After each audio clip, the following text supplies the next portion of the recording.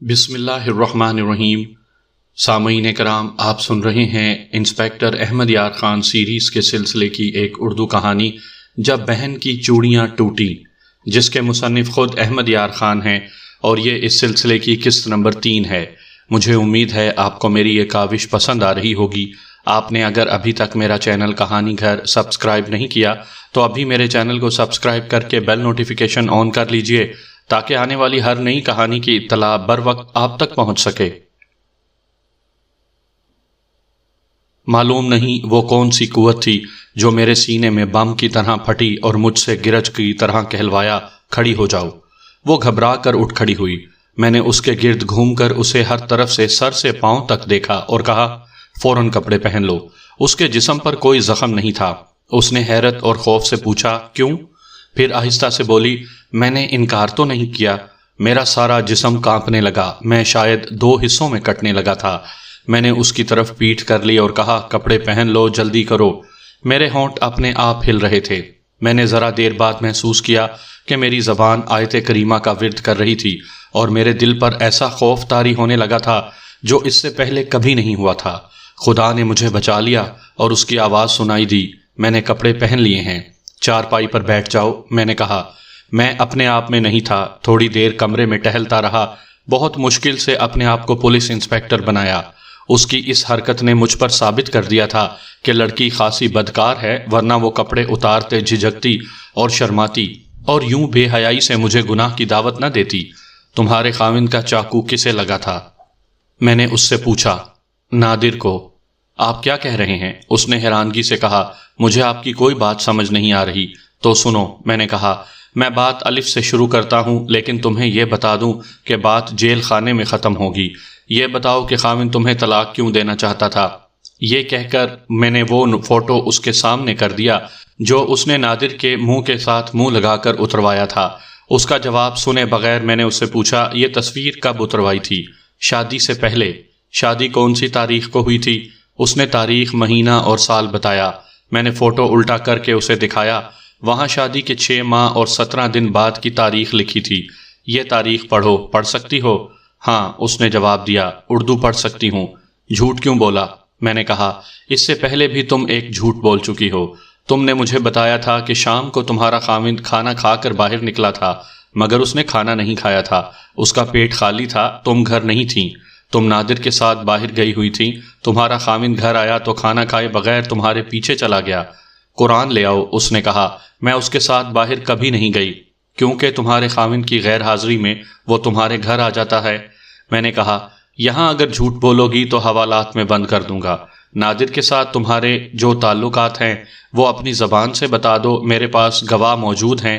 خود بتاؤ گی تو میں وعدہ کرتا ہوں تمہاری مدد کروں گا۔ پھر آپ مجھے چھوڑ دیں گے؟ اس کے آنسو بہنے لگے۔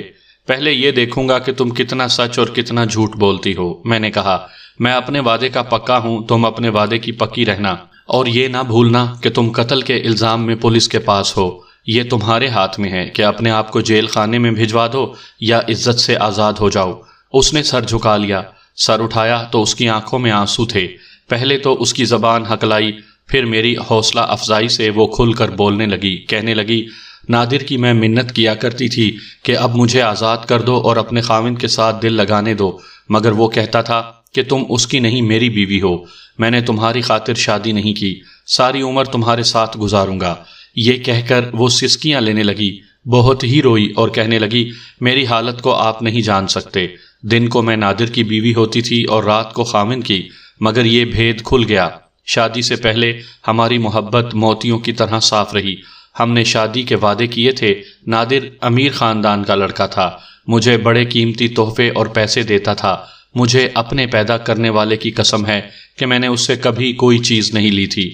ہم لوگ اتنے غریب تو نہیں، لیکن نادر کے گھر کے مقابلے میں ہم بہت غریب ہیں۔ میں شادی سے پہلے ان کے گھر جاتی تھی تو نادر کی ماں مجھ سے گھر کے کام کراتی تھی اور پھر کہتی تھی کہ روٹی نہیں کھائی تو یہاں سے لے جاؤ، ماں کو بھی دینا۔ میرا مطلب یہ ہے کہ اس گھر میں میری حالت نوکرانیوں والی تھی۔ صرف نادر تھا جو مجھے کہا کرتا تھا کہ تم میرے دل کی رانی ہو۔ ہم اکیلے بھی ملے تو ہم نے کوئی گندی حرکت نہیں کی۔ نادر نے بہت کوشش کی کہ اس کے والدین میرا رشتہ مانگ لیں، مگر وہ غریبوں کے ساتھ رشتہ نہیں جوڑنا چاہتے تھے۔ نادر نے بہت ضد کی اور اس نے گھر والوں کو طرح طرح کی دھمکیاں بھی دیں۔ اس کی کسی نے نہ سنی۔ اس کی ماں اور بہنوں نے مجھے ان کے گھر جانے سے منع کر دیا۔ نادر میرے گھر آ جاتا تھا، اس کے باپ کو پتہ چل گیا، اس نے میرے باپ کی بے عزتی کر دی۔ نادر اکلوتا بیٹا ہے، وہ بہت دلیر آدمی ہے، کسی کی سنتا نہیں۔ اسے میرے باپ نے منت کر کے کہا کہ وہ ہمارے گھر نہ آیا کرے۔ ہماری برادری ایک ہی ہے، ایک ہی ذات ہے، لیکن غریب کی تو کوئی ذات نہیں ہوتی۔ ہم چوری چھپے ملتے رہے۔ نادر نے کہیں بھاگ چلنے کا مشورہ دیا، جو میں نے اپنے باپ کی عزت کی خاطر نہیں مانا۔ نادر کے باپ نے اپنے ہاتھوں میرا رشتہ نوازش یعنی مقتول سے کروا دیا۔ وہ مجھے نادر کی نظروں سے اوجھل کرنا چاہتا تھا۔ میرا دل کہیں اور تھا، اس لیے دل نے نوازش کو قبول نہ کیا۔ اگر وہ نادر کی طرح تندرست اور توانا اور ہنسمکھ ہوتا تو میں دل پر پتھر رکھ کر اسے قبول کر لیتی، مگر وہ نادر کے بالکل الٹ تھا، چپ چاپ اور بہت ہی سنجیدہ رہتا تھا۔ اس کی داڑھی تو مجھے بہت ہی بری لگتی تھی۔ وہ مجھے کہتا تھا کہ برقع اوڑھ کر باہر نکلا کرو اور 5 نمازیں پڑھا کرو، لیکن میں اسے کہتی تھی کہ میں نے کبھی برقع نہیں اوڑھا، اور اسے یہ بھی کہا کہ داڑھی صاف کروا دو۔ جسمانی لحاظ سے بھی وہ مریض تھا، کبھی کہتا کہ میری ٹانگیں دکھتی رہتی ہیں، کبھی کہتا کہ سر میں چکر آتے ہیں۔ گمسم رہتا تھا جیسے زندگی سے بیزار ہو، حکیموں کی دوائیاں کھاتا رہتا تھا، دبلا پتلا تھا۔ پھر بھی میں نے کوشش کی کہ جسے خدا کے نام پر قبول کیا ہے اسے دل سے بھی قبول کر لوں، لیکن اس نے، اس کی ماں نے، اس کی بہنوں نے میرے پاؤں جمنے نہ دیے۔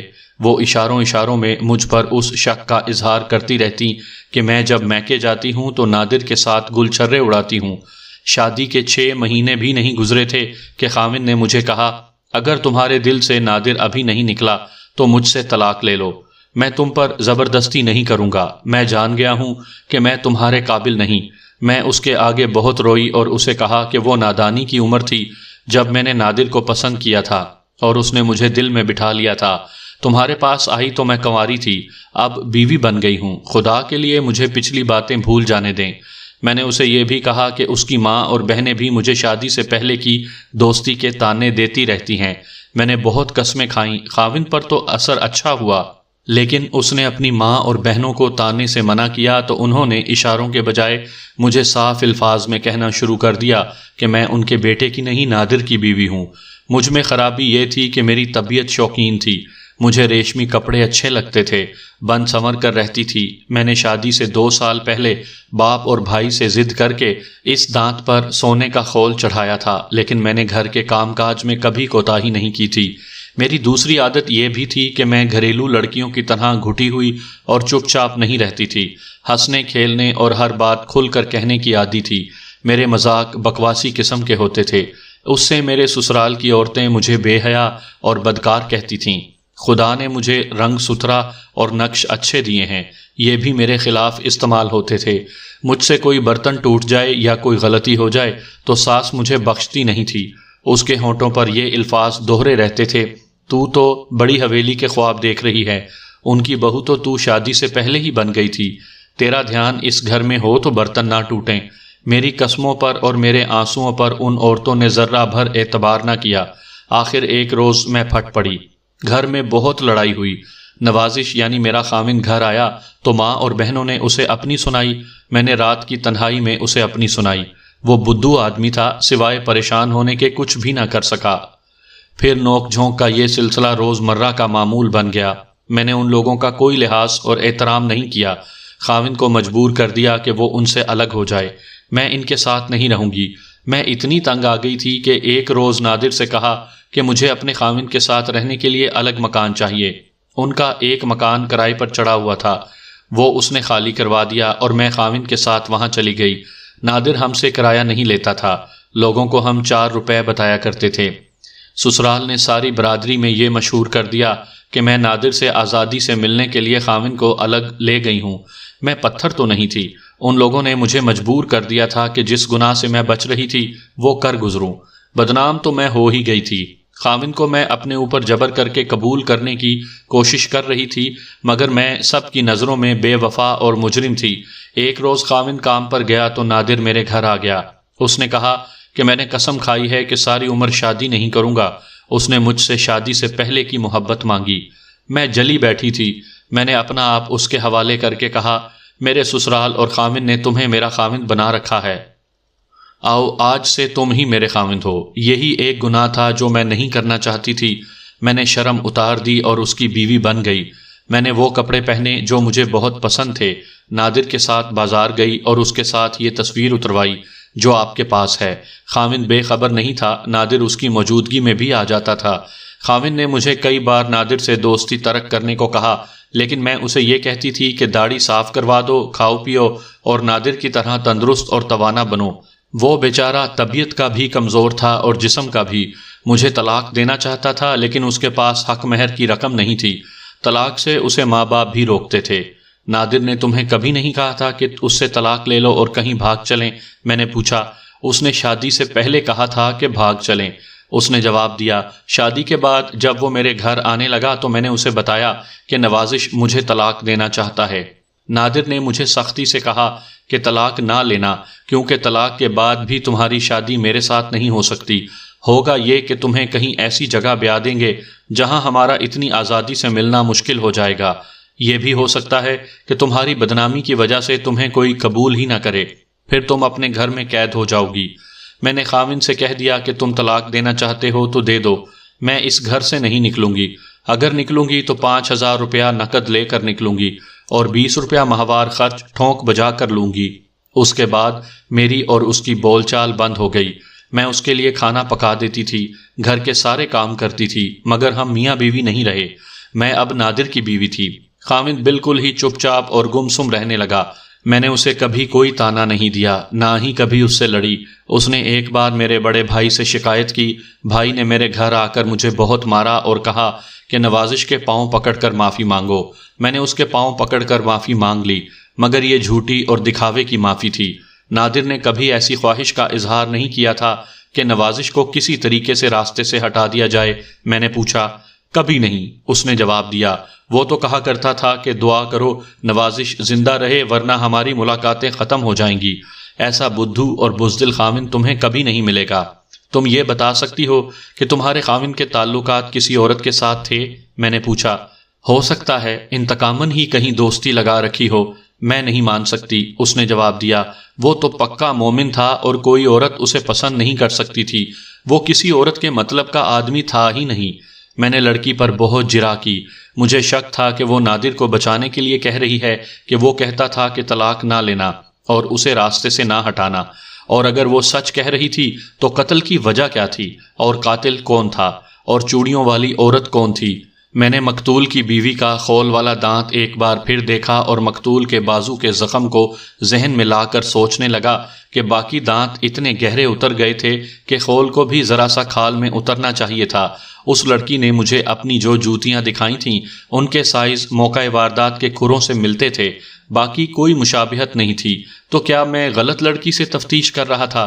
صرف اتنی سی بات تھی کہ چوڑیاں وہی تھیں، اور اب اس نے یہ بھی اعتراف کر لیا تھا کہ نادر کے ساتھ اس کے ناجائز مراسم تھے۔ ذہن پر زور دیا تو یہ شک ابھرا کہ اس لڑکی میں بے حیائی کی کوئی کمی نہیں۔ ہو سکتا ہے کسی اور کے ساتھ بھی اس کی آشنائی ہو اور اس آشنا نے اسے کہا ہو کہ مقتول کو راستے سے ہٹا کر شادی کر لیں گے۔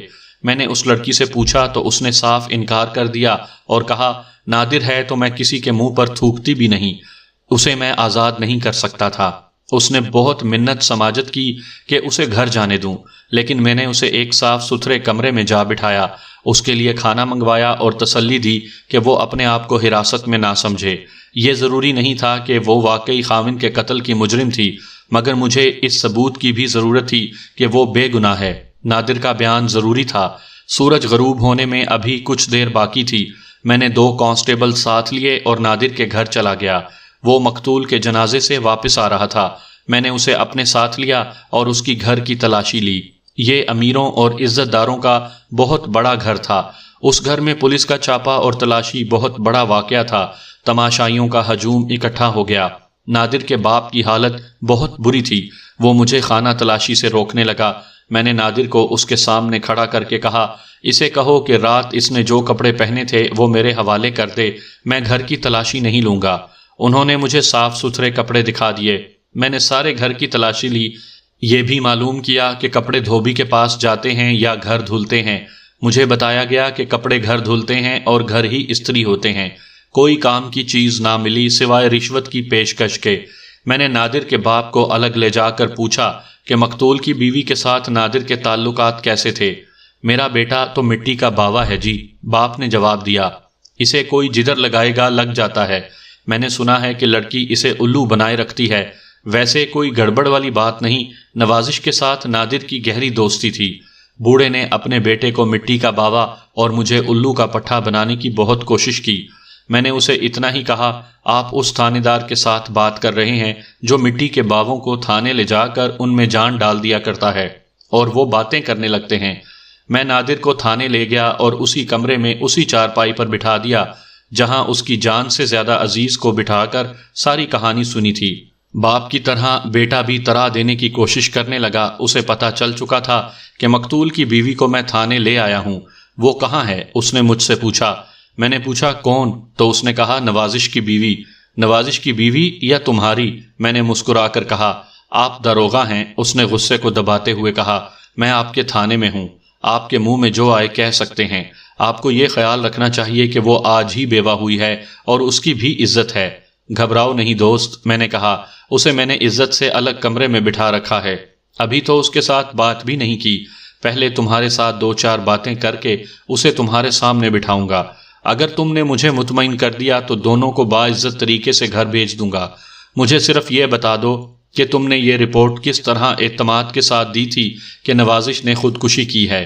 اس کی لاش درخت کے ساتھ لٹکی ہوئی تھی۔ اس نے جواب دیا گلے میں رسا تھا۔ یہ بھی تو ہو سکتا ہے کہ کسی نے اسے قتل کر کے لاش درخت کے ساتھ لٹکا دی ہو سکتا ہے، اس نے کہا، لیکن میں پولیس انسپیکٹر نہیں ہوں۔ اگر لاش زمین پر ہوتی، گلے میں رسا نہ ہوتا تو میں کہتا کہ نوازش قتل ہو گیا ہے، خواہ اس نے خودکشی ہی کی ہوتی۔ نوازش کو قتل کر کے درخت کے ساتھ لٹکایا گیا ہے، میں نے کہا۔ اس کی کسی کے ساتھ دشمنی نہیں تھی، وہ نیک اور پارسا آدمی تھا، اسے راستے سے ہٹایا گیا ہے۔ اس جرم میں اس کی بیوی بھی شریک ہے کیونکہ وہ خاوند کو ناپسند کرتی تھی اور کسی اور کو چاہتی تھی۔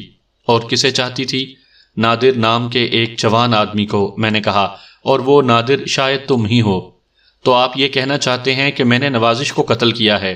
اس نے کہا، آپ کا یہ شک محض وہم ہے، تو میری مدد کرو۔ میں نے کہا، میرا یہ وہم دور کر دو اور میری رہنمائی کرو کہ نوازش کا قاتل کون ہے۔ میں نہیں ہوں، اس نے کہا، میں ساری رات گھر رہا ہوں۔ رات 8 بجے ہمارے گھر فیض آباد سے 6 مہمان اچانک آ گئے، ان میں 4 عورتیں ہیں، ان سے پوچھ لیں کہ میں 8 بجے گھر تھا۔ ان کی خاطر توازے اور کھانے وغیرہ کا بندوبست کیا۔ رات 10:30 11 انہی کے ساتھ بج گئے۔ وہ میرے رشتے کے لیے آئے ہیں، مجھے رشتہ دینا چاہتے ہیں اور میری بہن کا رشتہ لینا چاہتے ہیں۔ میں اپنے رشتے کی مخالفت کر رہا تھا۔ مہمان عورتوں نے مجھے گھیرے رکھا اور رات کا 1 بج گیا۔ اپنے رشتے کی مخالفت کیوں کرتے رہے؟ مجھے وہ لڑکی پسند نہیں۔ تم کس کے ساتھ شادی کرنا چاہتے تھے؟ وہ سوچ میں پڑ گیا۔ بات صاف کرو گے تو فائدے میں رہو گے، میں نے کہا۔ صاف کہہ دو کہ تم نوازش کی بیوی کے ساتھ شادی کرنا چاہتے تھے۔ بولو ہاں، یہ درست ہے۔ وہ میرے منہ کی طرف دیکھتا رہا۔ میں نے کہا، تم اس کی ساتھ شادی نہ کر سکے مگر شادی کے بغیر اس کے خاوند بن گئے۔ بولو، جواب دو، کہو ہاں یا نہیں۔ میں نے اس لڑکی سے محبت ضرور کی ہے، اس نے جھجکتے ہوئے کہا، پھر خاموش ہو گیا۔ کچھ سوچ رہا تھا، اچانک اس نے میرے ہاتھ پکڑ لیے اور پرجوش لہجے میں کہا، اگر آپ کو یہ شک ہے کہ نوازش کی بیوی نے اسے قتل کیا ہے اور اگر آپ اسے اس جرم میں پکڑنا چاہتے ہیں تو اسے چھوڑ دیں، کاغذ قلم لیں اور جو بیان آپ کے دل میں آتا ہے خود ہی لکھیں، مجھے قاتل لکھیں اور اس پر میرے دستخط کروا لیں۔ اس لڑکی کو تھانے سے باہر نکال دیں، سارا الزام میرے سر پر رکھ دیں، پھانسی کا رسا میرے گلے میں ڈال دیں۔ میں نے جس لڑکی کو اس دل کے اندر رکھا ہوا ہے اس کی خاطر جان بھی دے سکتا ہوں، اسے چھوڑ دیں۔ لیکن میں آپ کو بتا دوں کہ اگلے جہان آپ کے گلے میں پلہ ڈال کر خدا کے سامنے کھڑا کر دوں گا اور کہوں گا کہ یہ ہے وہ داروغہ جو بے گناہوں کو سولی چڑھا دیتا تھا۔ تم پھانسی کا رسا اپنے گلے میں کیوں ڈالتے ہو؟ میں نے بڑے ہی تحمل سے کہا، میں نے کہا ہے کہ میں اندھیرے میں ہوں۔ میرا ہاتھ پکڑو اور مجھے 2 باتیں بتاؤ، ایک یہ کہ تم قاتل نہیں ہو اور دوسری یہ کہ قاتل کون ہو سکتا ہے۔ سنو نادر، میں جانتا ہوں تم دل و جان سے تنویر یعنی مقتول کی بیوی پر فدا ہو، تم نے اس کے لیے یہ قربانی بھی کی ہے کہ شادی نہیں کی، مگر یہ بھی ہو سکتا ہے کہ تنویر کا چاہنے والا کوئی اور بھی ہو اور اس نے اسے کہا ہو کہ خاوند کو راستے سے ہٹاؤ اور میں تمہارے ساتھ شادی کر لوں گا؟ سوال ہی پیدا نہیں ہوتا۔ اس نے کہا، خاوند نے تنویر کو 50 بار کہا تھا کہ میں تمہیں طلاق دیتا ہوں، لیکن اس نے طلاق نہیں لی تھی۔ نوازش جتنا شریف تھا اتنی ہی شرافت سے وہ تنویر کے راستے سے خود ہی ہٹ رہا تھا، مگر تنویر نہیں مانتی تھی کیونکہ تم نے اسے کہا تھا کہ طلاق نہ لینا۔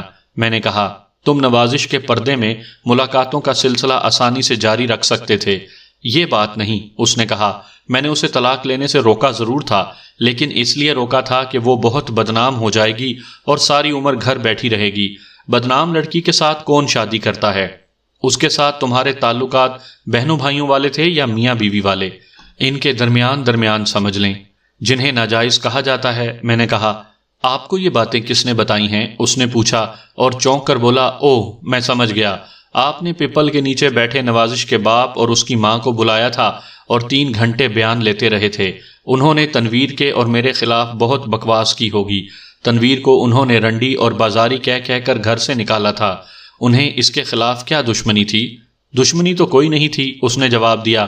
وجہ یہ ہے کہ جن کی اپنی بیٹیاں بدکار ہوتی ہیں وہ دوسروں کی بیٹیوں کو بھی بدکار سمجھتے ہیں۔ نوازش کی بڑی بہن کی شادی نوازش کی شادی سے 3 ماہ بعد ہوئی تھی۔ 3 سال سے اس کا خاوند تپدق کا مریض ہے۔ اس عورت نے تنویر کے بھائی کے ساتھ رشتہ جوڑ رکھا ہے، ساری برادری جانتی ہے۔ یہ وہی بھائی تو نہیں جس نے ایک بار تنویر کو اس کے خاوند کی شکایت پر مارا پیٹا تھا؟ میں نے پوچھا اور میں کچھ پریشان بھی ہوا کیونکہ یہ آدمی میرے تفتیشی ڈھانچے کو بگاڑ کر باتوں باتوں میں مجھے کسی اور ہی طرف لے جا رہا تھا۔ میں نے یہی طریقہ اپنا لیا۔ اس طریقے کے تحت مشتبہ کو کھل کر بولنے کا موقع دیا جاتا ہے۔ اگر وہ باتونی ہو تو اسے پتہ ہی نہیں چلتا کہ اس کے منہ سے وہ باتیں بھی نکلی جا رہی ہیں جو اگر تھانے دار اس سے پوچھے تو وہ کبھی نہ بتائے۔ میرے سوال کے جواب میں اس نے کہا، جی ہاں، یہ وہی بھائی ہے جس نے تنویر کو بہت بری طرح پیٹا تھا، لیکن نوازش کے والدین نے آپ کو یہ نہیں بتایا کہ اس پٹائی کی وجہ یہ نہیں تھی کہ نوازش نے تنویر کے خلاف شکایت کی تھی، بلکہ اصل وجہ یہ تھی کہ تنویر ایک روز سسرال گئی۔ نوازش کی شادی شدہ بہن گھر آئی ہوئی تھی۔ تنویر کی ساس اور نوازش کی بڑی بہن نے تنویر کو پھر وہی تانا دیا کہ وہ نادر کو خصم بنانے کے لیے خاوند کو ماں باپ سے الگ کر کے لے گئی ہے۔ تنویر نے نوازش کی بڑی بہن سے کہا، اگر نادر میرا خصم ہے تو تم نے میرے بھائی کو خصم بنا رکھا ہے۔ تمہارا اپنا خاوند تو سوکھے سے مر رہا ہے، میرے بھائی کی جوئے کی ساری آمدنی تیرے اندر جا رہی ہے۔ ادھر نوازش کی بہن نے تنویر کے بھائی کو یہ بات بتا دی۔ ادھر نوازش نے اسے کہا کہ اپنی بہن کو سمجھاؤ، وہ میرے ساتھ اچھا سلوک نہیں کرتی۔ بھائی صاحب کو غصہ دوسری بات کا تھا جو اس نے شریف بن کر نوازش کی شکایت کو سامنے رکھ کر نکالا۔ تنویر کے ساتھ میرے تعلقات جیسے کیسے بھی تھے، بہت پرانے تھے۔ اس سے پہلے اسے کیوں غصہ نہ آیا؟ میرا سر چکرانے لگا، اس لیے نہیں کہ تفتیش پیچیدہ ہو گئی تھی، بلکہ اس لیے کہ ہندوؤں کی اکثریت کے علاقے میں یہ چند ایک مسلمان گھرانے تھے جن کی بہو، بیٹیاں اور بیٹے بدکاری اور فریب کاری میں پڑے ہوئے تھے اور ہندو تماشا دیکھ رہے تھے۔ میں نے نادر پر جرح شروع کر دی۔ اس نے جھوٹے جواب بھی دیے اور سچے بھی۔ تنویر کے ساتھ اپنی فوٹو دیکھ کر اس نے بتایا کہ شادی کے بعد کی ہے۔ بہرحال اس نے یہ تسلیم کر لیا کہ مقتول کی بیوی کے ساتھ اس کے مراسم تھے۔ اس کے تمام جوتوں کے تلوے دیکھے، کھروں میں فرق تھا۔ اس کے کپڑے اتروا کر دیکھے، اس کے جسم پر خراش تک نہیں تھی۔ میں نے رات 11 بجے تک اس پر گھما کر اور پھیر کر سوالات کیے، اپنا پورا تجربہ آزما ڈالا، مگر اس نے میرے شک کو ہلا ڈالا اور میں یہ فیصلہ کرنے پر مجبور ہو گیا کہ نوازش کے قتل میں اس کا ہاتھ نہیں۔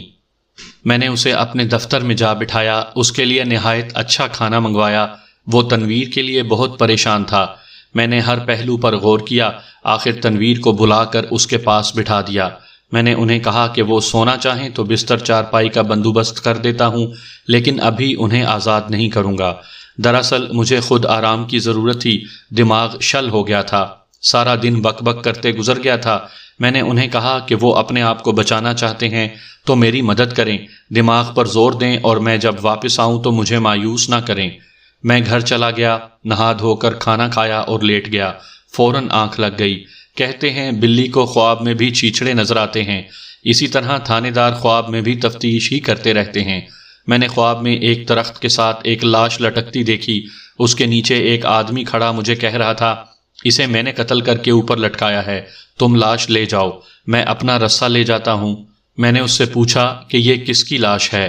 اس نے کہا کہ یہ میری بہن کا خاوند تھا۔ میں لاش کو اتارنے کے لیے درخت پر چڑھنے لگا تو میری آنکھ کھل گئی۔ میں نے جلدی سے ٹارچ جلائی اور گھڑی دیکھی، سحر کے 3 بجنے والے تھے۔ کیا خدا نے مجھے کوئی اشارہ دیا تھا؟ مقتول کی بیوی کے بھائی کو تو میں تھانے بلانا ہی چاہتا تھا، اب جب کہ نادر نے بتایا تھا کہ اس آدمی کے ساتھ مقتول کی بہن کے مراسم تھے تو اسے تفتیش میں شامل کرنا اور زیادہ ضروری ہو گیا تھا۔ مگر میں سوچنے لگا کہ خواب میں وہ مجھے کیوں نظر آیا ہے؟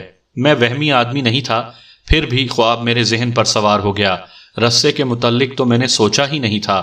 مقتول کی لاش جس رسے سے بندھی تھی وہ بالکل نیا تھا، اور یہ وہ رسہ تھا جس سے کنویں میں سے پانی نکالنے والا ڈول باندھا جاتا ہے۔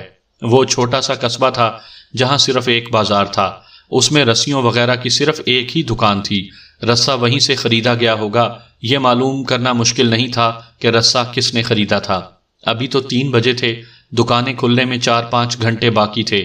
میں تھانے میں گیا، برآمدے میں 2 چارپائیاں بچھی تھیں، نادر اور تنویر سوئے ہوئے تھے۔ حوالات کا سنتری ان کے قریب رائفل تھامے کھڑا تھا۔ میں نے دونوں کو جگایا اور دفتر میں لے گیا۔ تفتیش کے لیے آدھی رات کے بعد کا وقت زیادہ موزوں سمجھا جاتا ہے۔ ملزموں پر جوں جوں نیند کا غلبہ ہوتا ہے وہ بے قابو ہو کر باتیں کرنے لگتے ہیں۔ میں نے دونوں کو اکٹھا بٹھا کر وہی سوالات دہرانے شروع کر دیے جو میں ان سے کئی بار پوچھ چکا تھا۔ تنویر سے میں نے کہا کہ تم نے اپنے بھائی کے متعلق یہ کیوں نہیں بتایا کہ تمہارے خاوند کی بہن کے ساتھ اس کی در پردہ دوستی ہے؟ کیا تمہیں معلوم نہ تھا؟ اس نے جواب دینے کے بجائے نادر کی طرف دیکھا۔ نادر نے اسے کہا، انہیں میں نے بتایا تھا، تم بھی بتا دو، چھپانے کی کوئی ضرورت نہیں۔ ہاں جی، یہ ٹھیک ہے، لڑکی نے مجھے کہا۔ میں نے پھر پوچھا کہ تم نے پہلے کیوں نہ بتایا؟ دراصل وجہ یہ ہے جی کہ میرا خاوند اس وجہ سے بھی بہت پریشان رہتا تھا کہ اس کی بہن اتنی زیادہ بدنام ہے۔ اس نے جواب دیا، یہ بھی تو اس کی خودکشی کی وجہ تھی۔ میں ڈرتی تھی کہ آپ کو اپنے بھائی کے متعلق بتا دیا تو آپ اسے بھی پکڑ لیں گے، اور میں اس لیے بھی ڈرتی تھی کہ بھائی کو پتہ چل گیا کہ میں نے اس کے خلاف پولیس کو کچھ بتایا ہے تو وہ مجھے جان سے مار دے گا۔ وہ طبیعت کا بہت سخت ہے، اپنی بیوی کو چھوٹی چھوٹی باتوں پر پیٹ ڈالتا ہے۔ اس کی بیوی کیسی ہے؟ جیسا میرا خاوند تھا، اس نے جواب دیا، بالکل سیدھی سادی اور غریب طبع ہے۔ اگر اس کی شادی میرے خاوند کے ساتھ ہو جاتی تو دونوں بہت خوش رہتے، بیچاری خاموشی سے مار کھا لیتی ہے۔ وہ کنویں والی بات بھی سنا دو، نادر نے اسے کہا۔ ایک روز اس کی بیوی نے اسے کہہ دیا کہ تم اگر باہر کی دوستیوں سے خوش ہو تو میں کیوں نہ کنویں میں ڈوب مروں۔ میرے بھائی نے اسی وقت کنویں کے رسے سے اس کی دونوں ٹانگیں باندھ کر کنویں میں لٹکا دیا۔ وہ بیچاری چیخنے لگی۔ ہم نے اسے بڑی مشکل سے چھڑایا تھا۔ کنواں کہاں تھا؟ ہمارے صحن میں کنواں ہے، تنویر نے جواب دیا۔ قصبوں میں نلکے نہیں ہوتے تھے، اکثر لوگوں نے گھروں میں کنویں کھود رکھے تھے۔ وہ علاقہ دریا کے قریب تھا، 11-12 گز تک کا پانی نکل آتا۔ لڑکی نے جوں ہی کنویں کا نام لیا مجھے رسہ یاد آ گیا۔ لاش والا یہ رسہ کنویں کے ڈول والا تھا اور نیا تھا۔ تمہارا بھائی کیا کام کرتا ہے؟ میں نے لڑکی سے پوچھا۔ گھر میں ایک بھینس اور ایک گائے رکھی ہوئی ہے، اس نے جواب دیا۔ محلے والے اس سے گھر سے ہی دودھ لے جاتے ہیں اور وہ باہر سے بھی کچھ کما لاتا ہے۔ وہ جوا بھی کھیلتا ہے، نادر بول پڑا۔ اس کی باہر کی سوسائٹی اچھی نہیں، چرس بھی پیتا ہے۔ تم نے اسے کب دیکھا تھا؟ میں نے تنویر سے پوچھا۔ میرا خیال ہے 6-7 مہینے ہو گئے ہیں، تنویر نے جواب دیا۔ میں نے اسے کل صبح دیکھا تھا، نادر نے کہا۔ اب تو میں نے انہیں اس آدمی سے ہٹنے نہ دیا۔ مجھے ایسے محسوس ہونے لگا تھا کہ مجھے قاتل مل گیا ہے یا قاتل کا ساتھی۔ البتہ اس سوچ نے مجھے الجھا دیا کہ اس کے ساتھ کھڈ میں عورت کون تھی۔ وہ اس کی بہن نہیں ہو سکتی تھی۔ بہن ہوتی تو اپنے سگے بھائی کو کاٹتی اور نہ اسے قتل کرواتی۔ وہ کوئی اور عورت ہوگی جس کے ساتھ مقتول کے تعلقات ہوں گے، اور درمیان میں تنویر کا بھائی آ گیا ہوگا۔ پھر خیال آیا کہ بھائی ہوگا نہ بہن، تنویر اور نادر ہی ہوں گے یا اور کوئی ہوں گے۔ بہرحال قتل میں ایک عورت ضرور شریک تھی۔ میں گہری سوچ میں پڑ گیا۔ کل میں نے اسے بہت ڈھونڈا، وہ کہیں ملا نہیں۔ میں نے نادر سے کہا، اس کے گھر 2 دفعہ آدمی بھیجا، وہ گھر بھی نہ ملا۔ تم نے اسے قبرستان میں جو لوگ جمع تھے ان میں دیکھا تھا؟ میں نے اس سے پہلے اسے دیکھا تھا، نادر نے جواب دیا۔ مجھے جب پتہ چلا کہ نوازش کی لاش درخت کے ساتھ لٹک رہی ہے تو میں لاش کو دیکھ کر تنویر کے گھر چل پڑا۔ راستے میں بند رائل ڈسپینسر کی دکان میں تنویر کے بھائی کو دیکھا۔ بند رائل اس کی بائیں ران پر پٹی باندھ رہا تھا۔ میں دکان میں چلا گیا اور اس سے پوچھا کہ کیا اسے معلوم ہے کہ نوازش نے خودکشی کر لی ہے؟ اس نے جواب دیا، ہاں یار، میں نے ابھی سنا ہے۔ رات کو میں بھینس کے کیل سے ٹھوکر کھا کر گر پڑا تھا، نیچے کدال سیدھی پڑی تھی، اس نے ٹانگ کاٹ دی ہے۔ بند رائل کو پٹی کے لیے جگا کر لایا ہوں۔ میں نے اسے کہا کہ میں تمہاری بہن کے گھر جا رہا ہوں، تم بھی چلو، تھانے رپورٹ درج کروانی ہوگی۔ اس نے کہا تم چلو میں آتا ہوں، پھر وہ مجھے نظر نہیں آیا۔